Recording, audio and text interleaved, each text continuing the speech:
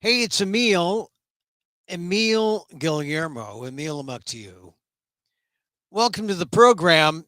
I was watching or listening to some tapes this weekend, and I realize that it's not it's not what you get, right? It's what you give. Are you giving?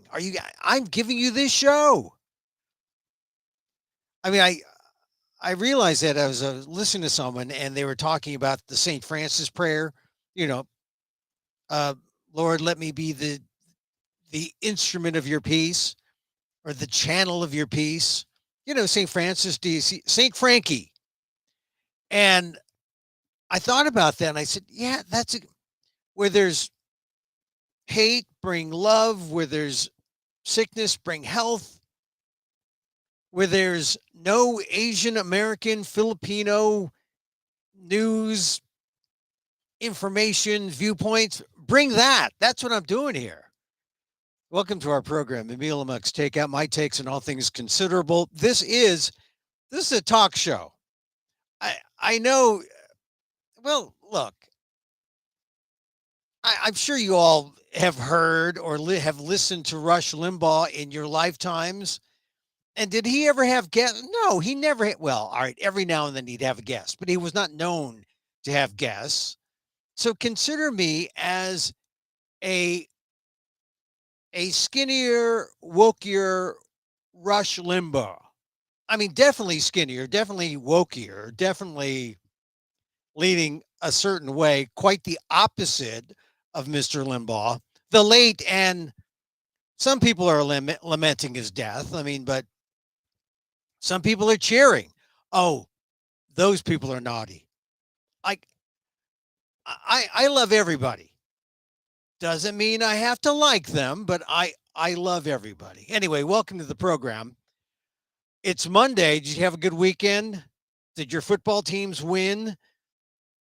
I mean, it's sort of hard, I think, to to consider all the things that were happening on the weekend after Hurricane Ian. Watching Hurricane Ian kind of whittle down to like just a sputter, but people are still in trouble in Florida. I mean, the death toll is like over 100, half of them in that area, Sanibel Island, Fort Myers. You know, I actually have a family I stayed with when I did a show in at the Orlando Fringe, and I was worried about them because the hurricane was supposed to go to Tampa St. Pete, then it hit Sanibel and Fort Myers, and then it went inland to the Orlando area. And as I recall, my guest family was living in a somewhat low lying area, so I was worried about them all weekend. Finally connected with them. I said, how are you? Are you safe? They got back to me, said they were safe. I was relieved because I mean we're all concerned about the people there, concerned also about there was the governor, that Ron DeSantis guy, slinging hash, I guess is the term. He went to an he went to a Waffle House and was giving breakfast. I think he's got to do a lot more. I mean, really, honestly, I think the aftermath and to see the death toll rise, it's already, like I said, 54 just in those two counties, 104 total from Ian. But I was startled still at the scenes around Sanibel and Fort Myers and all the ships, boats that are just like all askew and wrecked in people's front yards. And then to get the news that in some areas there, just a fraction of people had flood insurance. Just a fraction. A lot of people cut back. I mean, this is I guess this is the reality in an economy like we're at, that the first thing to go, and this, if you do family budgets or know people who do their family budgets, the first thing to go, well, what are we going to do? Are we going to cut Netflix, or are we going to cut the term life insurance? Are we going to cut the home insurance? Or we can get the highest deductible so that something happens. Oh, we got a $10,000 deductible. The insurance cost is still about $1,000, but hey, we got it. $10,000 deductible. Oh, what kind of damage did you get? Oh, 5,000. I mean, it ends up being a ridiculous thing because you end up self-insuring. But some people were totally wiped out. So it's really a sad situation. And a lot of these people are retirees on fixed income. So what do? Of course, they say, well, we got to watch what we do. We got to cut back on something. But when you cut back on insurance, this is why it's almost tragic to see people go to GoFundMe or, all the crowdsourcing sites looking for help. This is the importance of the federal government. This is the importance of Joe Biden going down there. I guess he's going to go down there sometime this week, if not tomorrow. He was in Puerto Rico earlier. But this is something that I hope people who say, well, I'm a small g government conservative. I hope you realize that in times of crisis like this, you need to be a big G. You can be a conservative, but you need to be a big G, because the people who can bail you out are the feds. And Biden certainly is doing all he can to make sure that FEMA is out there to help. But isn't it astounding that there are some Florida representatives who are voting against the aid because they think it's some kind of plot to get pork into the budgets? This is not in the best interest of Floridians, not in the best interest of Americans. Anyway, I find it outrageous. And we'll talk more about the hurricanes effect. But today it's October, right? This is a good time of year. We finally reached the good autumnal month of October. Happy Libra, all you Librans out there. I say that when I was growing up watching Johnny Carson, during the bumpers to the ads, they'd have these signs saying Happy Libra. And that would always be like the first time anyone would say happy birthday to me. And I always appreciated that. So if you were born in October or late September, happy birthday. It's going to be a good month. I mean, regardless of Hurricane Ian, I hope you weren't in the hurricane's path. Like I said, I talked to the people that I knew in Orlando. They said everything was fine, but I just hope all of you are well and get the relief you need. Get those FEMA contacts together. It's just astonishing to see those pictures. Let's see, what else? Oh, it's also the first day of the Supreme Court. I wrote a column. I write my column usually Sunday night, Monday morning on the Asian American Legal Defense and Education Fund. Check it out, ALDEF, AALDEF.org/blog. I write it, I put it up, it's there. And then I talk about it here on the show because, it just gives you a little something extra about, my mindset about how I wrote what I did and how or why I feel the way I do. Anyway, it's the beginning of the latest Supreme Court session, and this is going to be wild, right? And it's the coincidence of the start of the Supreme Court session, the start of October as Filipino American History Month. Now, notice I said Filipino American history, and there is some history here to talk about. And also, it's the coincidence of the start or the premiere, I guess. It's a reading of Ishmael Reed's new play. Ishmael Reed, the noted African American novelist, playwright. What else? I mean, he's a librettist, he's a poet, and a friend of mine, Ishmael Reed, he wrote a new play called The Conductor, and I'm going to talk about that. I talk about that in the column. But it's all coming together, and I'll tell you why it's significant. It's significant because, like I said, the new Supreme Court session, Filipino American History Month, history, not heritage. Now you say, oh, wait a minute, Emil. You're not confusing Hispanic Heritage Month. Well, see, Hispanic Heritage, it goes from September 15th to October 15th. They kind of do something weird there. And then Filipino American history, it's history, not heritage. Because history you can learn and hopefully not forget and learn from the history. It isn't baked into the culture as heritage. There's some good things and bad things about history. We talk about them all, but it's Filipino American History Month that was passed by Congress under the auspices of the Filipino American National Historical Society based in Seattle. It's been around for a number of years now. And October is the month for Filipino American history, right? And then, as I said, it's the opening of this new satirical history of race in America by the esteemed African American writer Ishmael Reed. So here's how it's all connected. First, the Supreme Court. No matter how much we hail and praise Judge Ketanji Brown Jackson, and we do. She's arrived.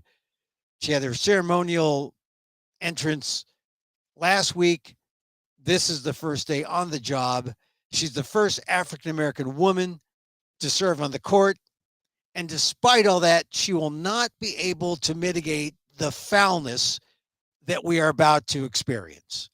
And it will be legendary, right? Affirmative action may go down the drain. Gay rights, who knows? Abortion rights, circling down the drain. Certainly, revival, who knows? Voting rights, once again, under attack.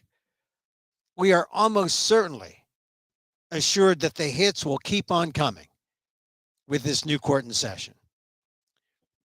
But I'm trying to be optimistic because if you think it's bad now, you should have seen SCOTUS, the Supreme Court of the United States, in 1857.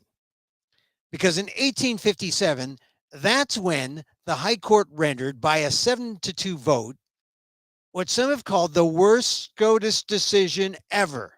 Worst ever. Oh, come on, Emil. What could be worse than Roe was pretty bad. Dodd was pretty bad. The Dred Scott opinion, 7-2 vote, 7-2. What kind of court votes 7-2 on the Dred Scott opinion? And the opinion was written by Chief Justice Roger Taney. Now, Emil, Roger Taney, Dred Scott. I know most people know of the Dred Scott case from history. If history hasn't been banned from your school yet, that is, if you're young, or if the history has been totally forgotten, if you're older. There may be a few of you out there.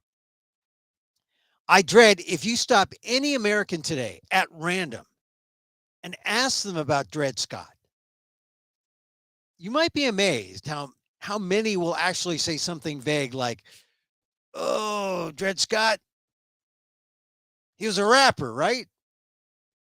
No. Not that Dred Scott. Or they'll say something like, it's about slavery, right, Emil? Yes. It was about slavery. To refresh your memories, the case involved Scott, a slave who had been allowed to move from Missouri to a free state, Illinois. And then he came back to Missouri and then freed his owner, or sued his owner for his freedom. He sued for his freedom. Taney's majority opinion ruled for Scott's owner, though. And primarily it was done because African Americans couldn't be citizens. If they couldn't be citizens, well, they had no rights, right? And that Congress couldn't prohibit slavery in a new U.S. territory like Missouri was at the time. Congress couldn't prohibit slavery there in the first place. But more startling was the finding that people of African ancestry had, to quote Taney, no rights which the white man was bound to respect. African Americans had no rights. And why is that? Because whites were simply seen as superior. Now you say, Emil, come on. I got the Dred Scott. Thank you for the Cliff Notes. But what does this have to do with Filipino American history? Well, it turns out that Chief Justice Taney based his terrible Dred Scott opinion on an 1840 case in which Taney himself wrote the opinion regarding one Lorenzo Dow. Lorenzo Dow? Who's he, Emil? Well, Lorenzo Dow was a Philippine-born sailor on an American ship who'd been accused of murder and was tried in Maryland. And then came this U.S. versus Dow decision, where Taney used for the first time the notion that whites were a master race. There it is. U.S. versus Dow. The race of which the masters were composed was the phrase. And Taney used that as proof of superiority, since only those of European background could be part of political society in the colonies. Therefore, the only question Taney saw as significant was whether Dow was a person who had any rights at all. Meaning, was he a white Christian person? Because those were the only people who had rights. Well, clearly, Dow, a Malay, was not. And Dow's conviction of murder was upheld. Now, it is from this case that Taney reasoned that non-white, or essentially all people of color, could be reduced to slavery for the white man's benefit. For Taney, it made the Dred Scott decision forever indebted to Dow, a Filipino in America, at the heart of what is arguably the worst Supreme Court decision ever. Dow was the basis for the racist view that inalienable rights under the Constitution were indeed whites only and did not include us. So ponder that as you wish people a happy Filipino American History Month this month of October. It's for all of us, and that's according to the history. So there's the Dred Scott decision and SCOTUS and Filipino American history. Now, where does Ishmael Reed come in here? Well, Ishmael Reed has a new play out called The Conductor. And, you know, when it comes to Filipino American history, I've often written about some of the big events that I think you should know about. Like, who were the first Filipinos to reach the U.S.? They came in 1587 on Pedro de Unamuno's boat. He was sailing from Macau in Asia and found himself in California around Morro Bay, 1587. First time Filipinos, according to historians. Somewhat disputed. We'll get into that as we get into the month. You'll have to just keep listening because I'll share these little bits of Filipino American history. I've also written about the saga of Filipino veterans of World War II, denied equity pay by the U.S. for more than 60 years. And I also have discussed in the past the merger of civil rights and labor rights with the Great Delano grape strike that was begun by Filipino American Larry Itleong in 1965. But Filipino American history is also personal history and a time to remember and recount those things that have happened to us individually. And this month, I want to honor the noted African American novelist, essayist, poet, playwright Ishmael Reed. I I first met Reed when I was in graduate school at WashU in St. Louis, where my aspirations were to be a funny novelist like Philip Roth, right? Goodbye Columbus, Filipino style. But I had too many Filipino characters. And one of my profs told me, oh, take the Filipinos out. It was Ishmael Reed, who was then a visiting writer from California, who came up to me after and told me, Emil, put the Filipinos back in there. Now, Reed taught me the importance of inclusion, which is the whole point of Filipino American History Month. We're in it. We matter. Leave us in. Now, I've stayed friends with Reed throughout the years, and now he's written this new play called The Conductor. It's Reed's satirical view of America's race situation that takes aim at the recent recalls of progressive politicians in San Francisco, led by conservative Asian Americans, notably Chinese Americans and Indian Americans.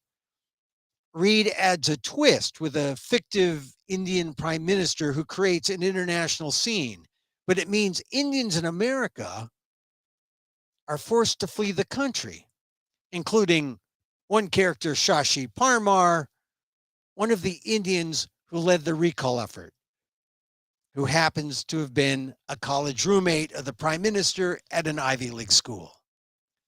So Parmar is now in the run and seeks help from a new underground railroad to get to Canada.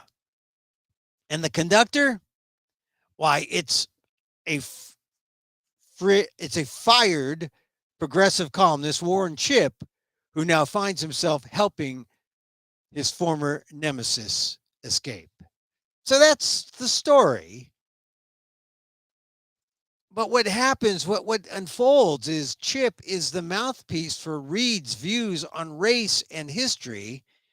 And in the dialogue between Chip and Parmar, you'll learn a lot about everything from Asian American history to African American history to the current status of women in India. It's informative, it's provocative, it's entertaining. And it's having a reading, a virtual reading in New York City at the Theater for the New City. They're presenting it. It's virtual only, but it's available. They'll send you a link. Tickets are available. It's October 13th through 16th. You get tickets, go to the link on the ALDEF blog, aaldef.org/blog, but it's the theater for the new city.net, the conductor. Reed has also taken his own advice. He left in some Filipino parts in the show, namely me. Okay, all right. So it would be somewhat self-serving, but I have a very, very minuscule part, a small role where I play against type. I'm a commentator for a Fox News type station who likes white colonialism and Lord Mountbatten. So clearly, not me in real life. But the conductor really is Reed's vision of how people of color have been treated historically in America. And as a reading, I think it's definitely worth seeing as the esteemed writer's satirical views on America's culture wars are loud and clear. So Ishmael Reed's The Conductor, check it out, Theater for the New City.net, October 13th through 16th. It's a staged, it's a virtual reading, a reading of the play, and hopefully it evolves and it gets to the stage. but theaterforthenewcity.net is putting it on. Get your tickets. Go to their website, theaterforthenewcity.net. It's a virtual reading, October 13th through 16th. Okay. It's coming along too. It's a good play. And if you read the cast, but I have been in Ishmael's plays before, but he knows I'm an actor somewhat, but I really just have one speech that I give. And if you're a fan of this show, you'll like it. It's a very, very, very small part, but I do play a character. I'm not, I am not myself. For one, the character the character goes to Princeton. That would never be me. That would never be, even though Princeton is somewhat Asian because, you know, the tiger. But anyway, all right. Some other things we're talking about. I think we've kind of dumped on DeSantis enough, really, and Florida. It's just sad what's going on in Florida because they could have done something about this. And this is, you know, the whole response to Florida, it really begins from the top. And if they weren't thinking about evacuating these people, especially those in Sanibel Island and Fort Myers, if they weren't thinking about evacuating those people until like a day before, I mean, some people think, oh, look, we need at least 72 hours to get our things together. But it was a day. That's all they had. And that area, Sanibel, Fort Myers Beach, the barrier islands, they took the brunt of it. I know. I respect wind. I respect water. I've told you my story about being in the Bay Area in San Francisco and how, you know, you need heavy rain, but it also depends on your environment. Like I was maybe 50 feet from a culvert, but the rains overflowed and the culvert overflowed into my front yard, which was actually like a gully where you go from the street and you go down into my driveway. The driveway flooded. I was up to the water came up to the top of my chest. I could have swum to my mailbox. I respect water. And then my house was safe because then from the gully, my house was back up. And so we didn't get water on the inside. But my neighbor, like a couple feet away from me, they just had like a 1-inch lip and the water went over and everything was destroyed. So my heart goes out to those affected. Look, and I'm talking being a guy here in Earthquake and Fireville. I respect the floods. I respect the water. And my heart goes out to the victims of Hurricane. Oop, is that a victim of Hurricane Ian? Sir, I can't help you. You got to call FEMA. All right. So I want to talk now. These two items came up, and these are important items. The Republican National Committee, especially the Republican candidate, Michelle Steele in California's 45th district, is playing dirty. And I think it's important to note this because this is a just a sheer act of desperation. And let's see if I can find that. Sheer act of desperation on the part of Steele. Apparently, there's some doctored photographs of Steele where she shows her opponent, Jay Chen, and he's looking as if he is like holding the Communist Manifesto. I know it doesn't make sense, but I'm trying to find this because it's just kind of disgusting on the part of what Michelle Steele is doing and maybe a sign of how desperate she is as she tries to win California's 45th So basically, Jay Chen is saying that Michelle Steele is sending out red baiting mailers accusing Jay Chen of trying to brainwash students with communist propaganda. And these are attacks that are offensive to Chen and his entire family. Look, this is the thing about Chen. This is what Chen wrote in an email to his supporters. He says, I'm an intelligence officer in the United States Navy Reserves and hold a top secret security clearance. My grandmother also escaped communist China. So to call these attacks disingenuous would be an understatement. We need to call this what it is: McCarthyism and anti Asian racism. But this is what we get from extremists like Steele. Just like Donald Trump, Michelle Steele wants to plant racist biases in voters' heads that not only score cheap political points, but have contributed to the rise in violent anti Asian hate crimes across the country. This is important. This is a tight race. Michelle Steele is just one. This is, she's coming off her first term, running again. I believe this is her second term. And they refigured the district. So she's running in California's 45th. She's running against a strong Democrat, Jay Chen.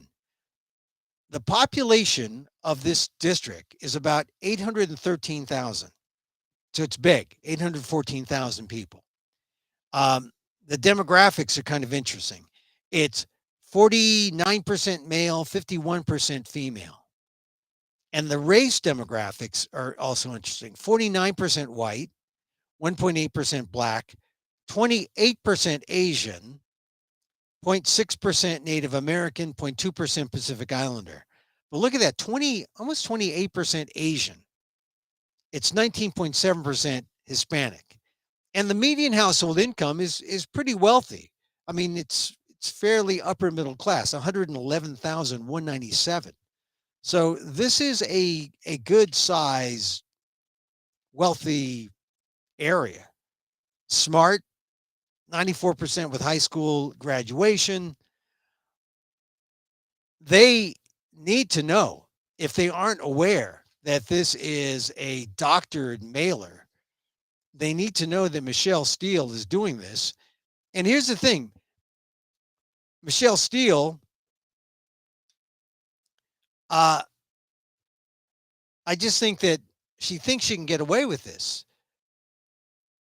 But she's not going to get away with this if we let people know, and you let people know, that this is, as Jay Chen put it, McCarthyism and race baiting.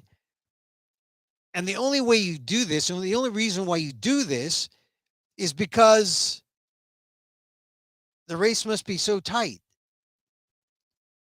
The race must be so close that the only way to get some distance is to pull out the most vile, the most hateful kinds of tactics to split up the electorate and make people run away. Make people run away from your opponent. And if you paint your opponent as a racist, you paint your opponent as a communist, as a, you use those kind of tactics, well, that's a tried and true electorate splitter. And hopefully what Michelle Steele sees, she sees it as a way to bring some of those people who are on the fence to her. But if she's lying and she's using it in this negative way, let's hope it backfires. Because, I talked about Jay Chen in the past on this program. And, this isn't the first time I've criticized Michelle Steele for some of the tactics she's done, trying to accuse Jay Chen of racism for making fun of an accent. He didn't do that at all. But it was mischaracterized by Michelle Steele. Michelle Steele, who's Korean American. Her husband is a Republican Party mucky muck. So You know they're pro-Trump. You know they're election deniers. You know they're pro-Kevin McCarthy. You know they're getting all that money from Kevin McCarthy. And you know that if they're doing this, they must be behind. Michelle Steele must be behind if she resorts to these kind of tactics. But, you know, if she resorts to these kind of tactics, she deserves to be behind. Check out Jay Chen. Check out what he's done. Check out what he's done for students as a school board or college board trustee, Mount San Antonio district there in that Orange County area, California 45. Check out Jay Chen. He's a veteran. He's got top secret security clearance. Jay Chen's smart. He's a family guy. I didn't think we'd see this kind of vile tactic coming from Michelle Steele, but we have. Call it out. Tell your friends about what's happening in California 5. The RNC is using racist, race-baiting tactics, anti-Asian tactics. There's no place for this. No place for this in a democracy. Of course, you know, I would be fooling myself if I thought this was the only thing. But this is not the only thing. And I frankly am kind of surprised by this. Yeah, I saw this also in the news today. And it was a story by Chris Cillizza on CNN Politics. And the headline is why you can't just ignore Donald Trump's latest threat.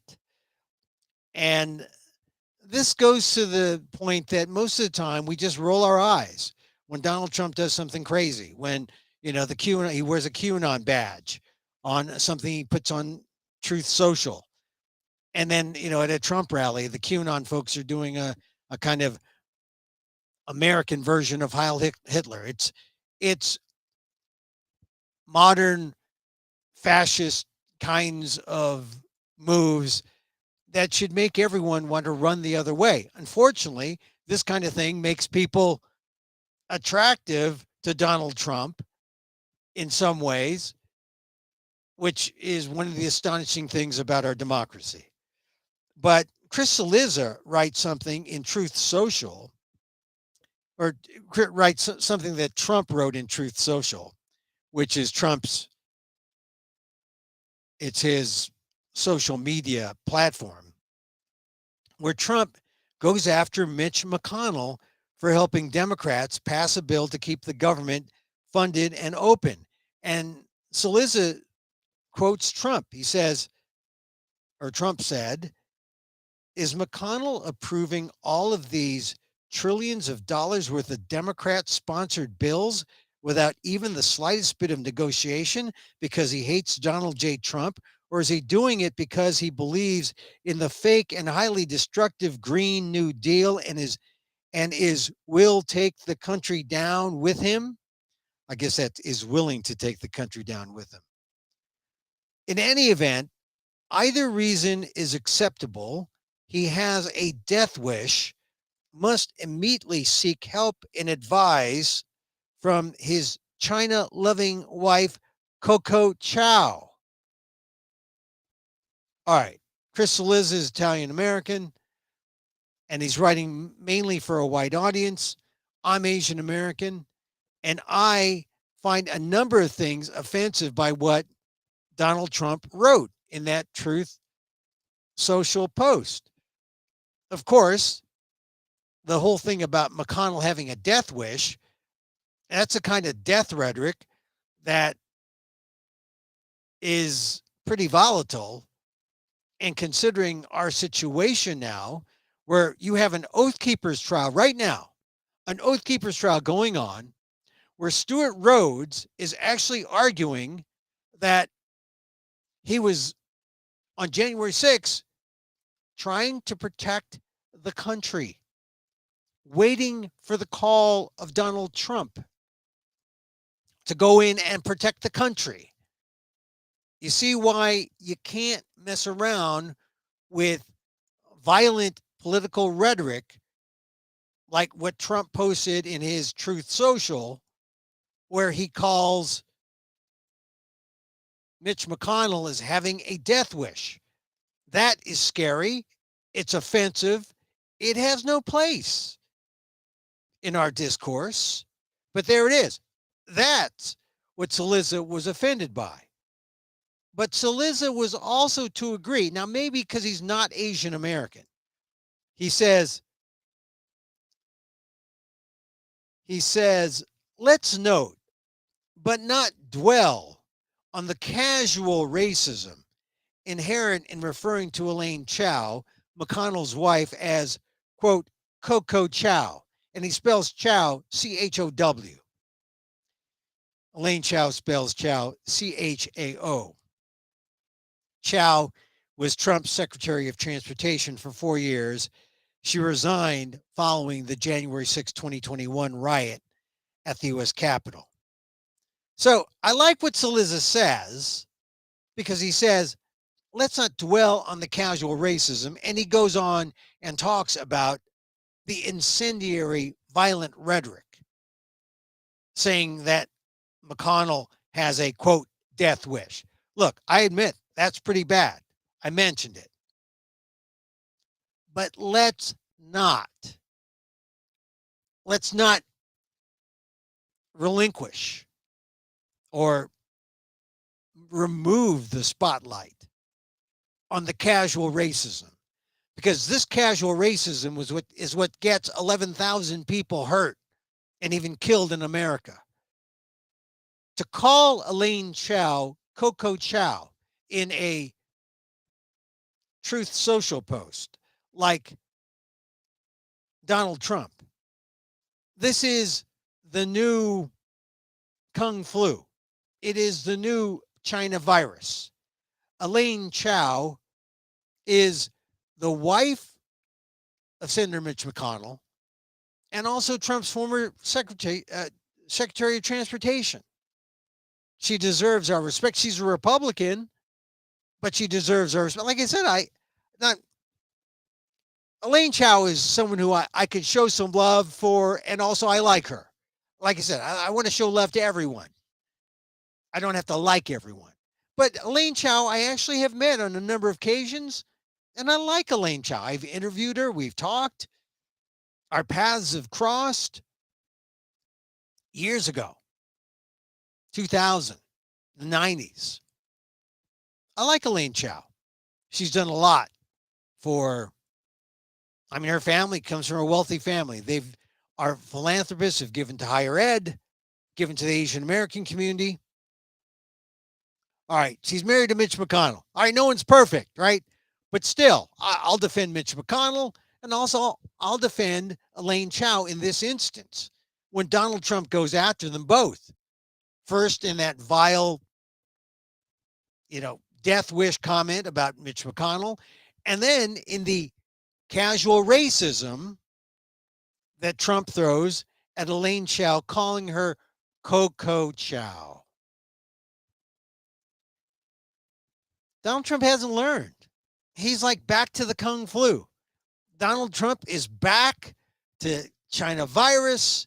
He has no respect for Asian Americans.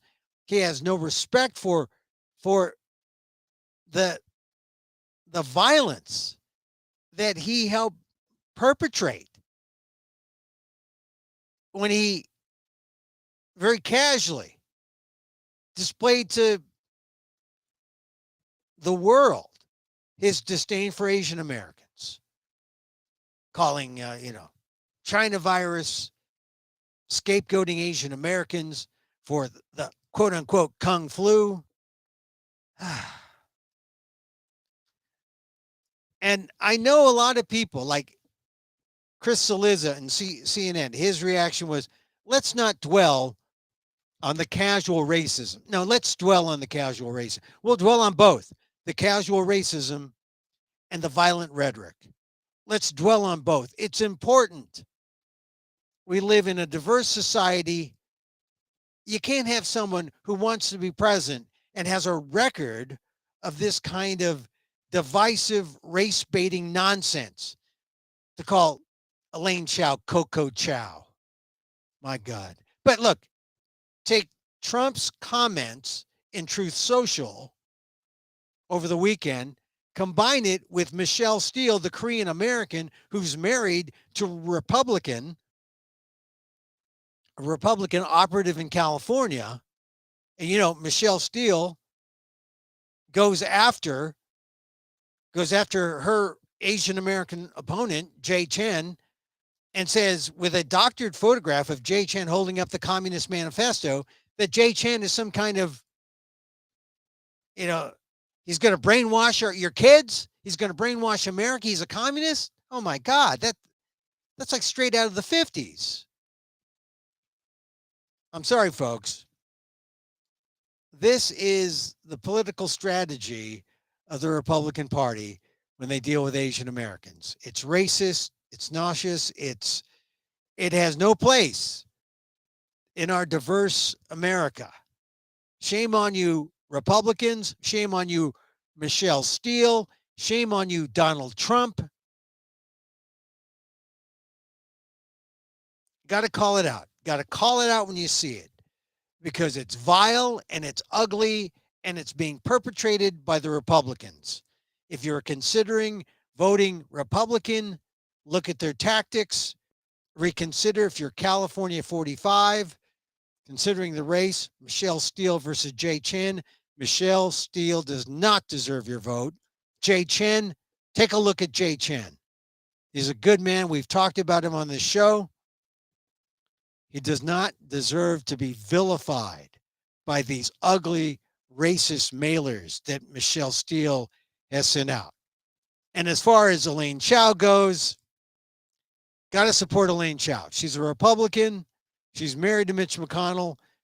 But just as Mitch McConnell doesn't deserve to get a nasty, vicious death wish shout out by Donald Trump in his Truth Social, Elaine Chao doesn't deserve the put down Coco Chow, not with 11,000 Asian Americans victimized by that kind of, it may seem low level racism. It may seem low level because it seems casual, but the effects are very real. Asian Americans get hurt. In an era of stop AAPI hate, you got to take these things seriously and call them out when you see it. And we've done it right here. Couldn't believe it. I mean, you know, I thought we'd have a nice show. Maybe talk about the football games or something. But then I saw that, you know, Michelle Steele has done that. You know, the LA Times has come out and supported Jay Chen. The LA Times, LA's paper, Orange County's paper. They've come out and said Jay Chen's the one. So Michelle Steele must be desperate because she's losing endorsements. It's tight. And that is an Asian American district. I mean, nearly 30% Asian. But if the Asians understand that Michelle Steele was manipulated, that Michelle Steele put out lies against Jay Chen, they need to know that. They need to know that. And then, frankly, it doesn't surprise me after seeing that article in CNN today about how Donald Trump in Truth Social called Elaine Chao Coco Chow. Coco Chow. That's funny. Coco, making fun. That's like, think of all the worst, hateful, racist, sexist things that Donald Trump has said in the past and put an Asian face. That's what Trump has done, going after Elaine Chao. And this is where we have to have Elaine Chao's back and say, Elaine, you know, Elaine Chao is a good person. She was the first to resign on after January 6th. She was the first to resign when she saw Donald Trump's behavior on January 6th. So we don't have to agree on everything, but we agree on this. Elaine Chao doesn't deserve to be Donald Trump's Coco Chow. All right. That's it for me today. I attended a meeting, people talking about, oh, we're going to create revolution. And what they really mean is they want to create change. They're trying to, you know how much I love Marianne Williamson, right? I love everyone, right? I don't like everyone. I love everyone. But I think she makes a lot of sense. I remember in when she was in that debate, people made fun of her because they think she's the woo, that kind of, when you're spiritual, mystical kind of, when you talk love and you talk about heart stuff, cynics distrust you. Intellectuals distrust you. I mean, they think, oh, I suppose you're going to tell me you believe in the horoscope. It's just a bias that people have against people who are well-meaning, but come at life from another way, not through hate, not through fear, not through ego, but through love, in order to get the most people the help they need, to help people get to where they want in society. So I attended a meeting where people were talking about, well, we need a revolution, they were saying. Well, what kind of revolution is it when you look at the candidates and the candidates seem to be Tweedledum and Tweedledummer? And I'm talking about the mainstream folks, right? And when people like a Marianne Williamson may look like she has an approach that is worth addressing, but no one takes her seriously. So it was just interesting to see her talk. And I came away thinking, we don't necessarily want a revolution in a traditional sense. We want change. We want more people incorporated. But we want a government that's kinder, more inclusive, that speaks to people's needs, that isn't jingoistic and warlike, that doesn't waste its money on defense, that takes care of its population, that has, dare we say, Medicare for all. And it's just that sometimes, no matter how much you try, I mean, you look at someone like Joe Biden. I think in the last month, Joe Biden has done a lot to show that he knows how to get us to places where we haven't been before. Calling for student loan forgiveness, that's a big deal. And yet getting attacked by people because he wants to forgive student loans. And then to hear the people's cockamamie arguments against it, when they would just as soon bail out banks, they just as soon bail out corporate raiders who think nothing about ripping off poor people. But when the talk is about individuals who need the help because student debt is like a yoke around their necks.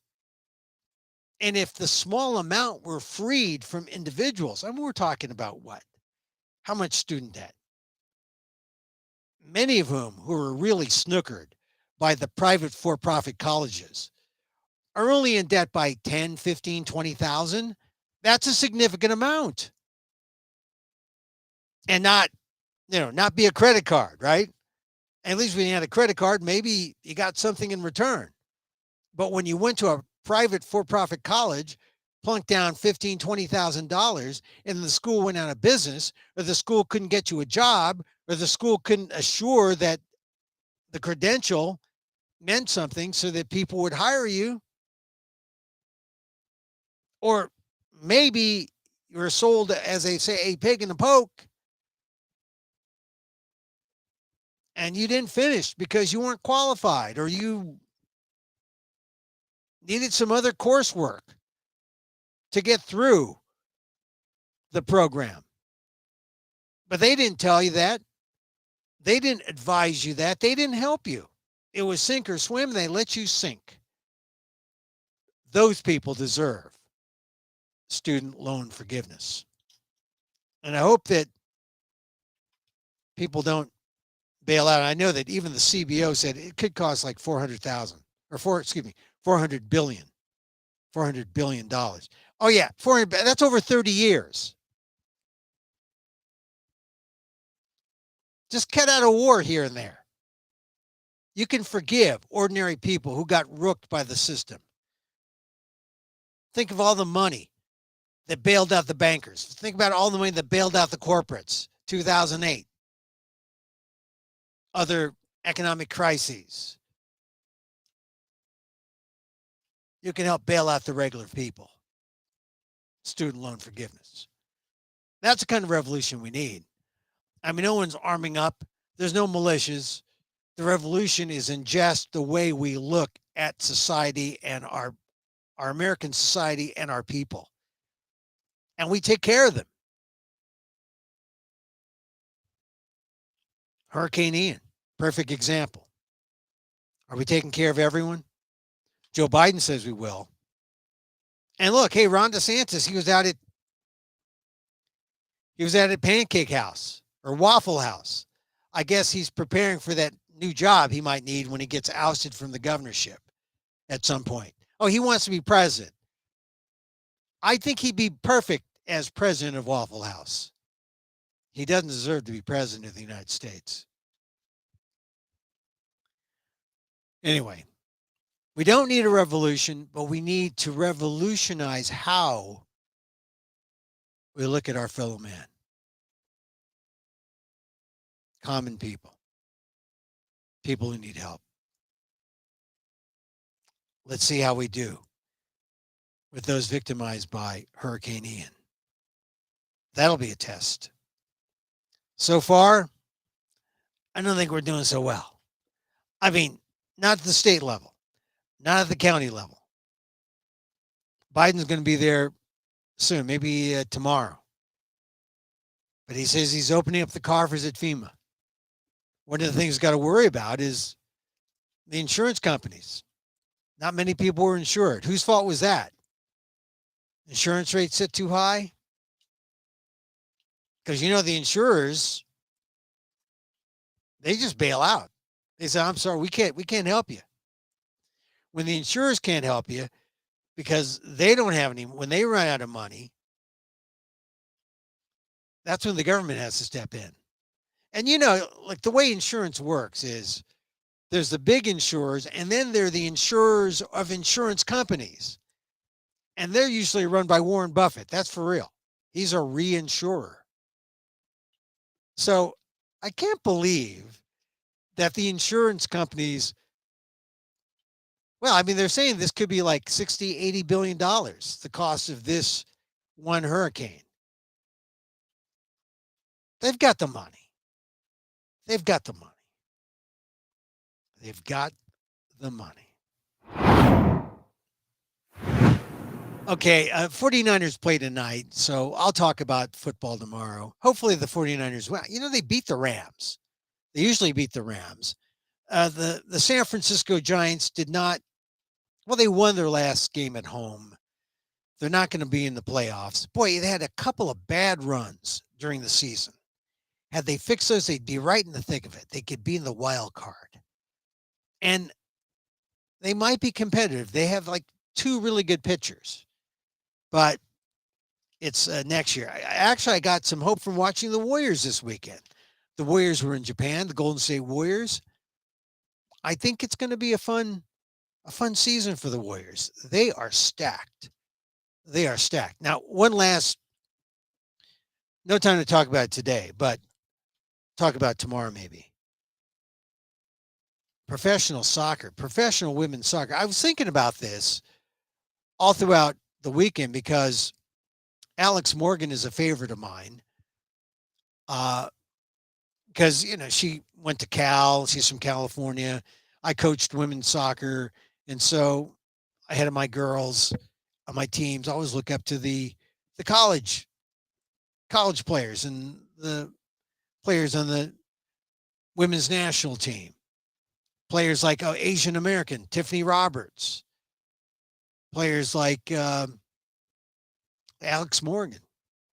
So Alex Morgan is now playing professional women's soccer, the National Women's Soccer League. And so she was talking over the weekend about how some of the problems they had in the league. And then just today, the New York Times broke the story about how there's this big investigation that came out about how professional women's soccer is sexist. The report names names, coaches, women, young women who were abused. Uh, and it's a pattern. And it's all genders, all sports, but it's a pattern. When people in power abuse their power and take advantage of their young the people that they're supposed to be protecting. I mean, what happens in college football, what happened in gymnastics, women's gymnastics. Now apparently in women's professional soccer. It's sad. But I don't know what the answer. I mean, you can watch women's soccer on Paramount Plus. I found out because Alex Morgan tweeted out, you can watch this on Paramount Plus. That's her thing. I think it's good if you like women's soccer. And as a former coach, I love to watch women's soccer when it's good. And unfortunately, a lot of the best women were off playing with the women's national team this weekend. So, it wasn't always the best soccer, but I hope the league can survive this huge scandal that's erupting because Lord knows, there's sex scandals. There was also the money scandal with the U.S. women's national team. I know, what's the answer? Be nice to one another. If people weren't, Emil, that sounds so naive. No, but that's the start. That's a start. If you don't think, oh, we can get over on these guys, pay them less money. Oh, they're women, we can pay them less. Oh, they're minorities, they'll take less. It's all about power. It's all about power. And when male coaches lorded over the power in the National Women's Soccer League, when I read that this morning, it made me sick. Made me sick. Okay, so let's end our show today. Hey, thanks for watching. Catch the replay on amok.com. Catch the show live 2 p.m. Pacific every day on Twitter at Emil Amok, on YouTube, the Emil Guillermo channel, also on Facebook at fb.com/emilguillermo.media. We talk about the news. Hey, if you're on chat on Facebook, on the chat there, drop us a note. If I see it in time, I may acknowledge it. I may say hi. If not, catch a replay on amok.com. Regular viewers to our show know that I like to meditate. In fact, it's been helpful. It's been helpful. Now I'm not just Amok. I'm just am okay. I'm am okay. Am okay. As opposed to Amok. I'm okay. And the meditation I like is the loving kindness meditation, the metta, METTA. And that's where I like it because you cut through all the shame, you cut through all the BS. Why aren't you doing that? Oh, you don't, when you don't do something you should do. Sometimes it's all about self-love, self-care.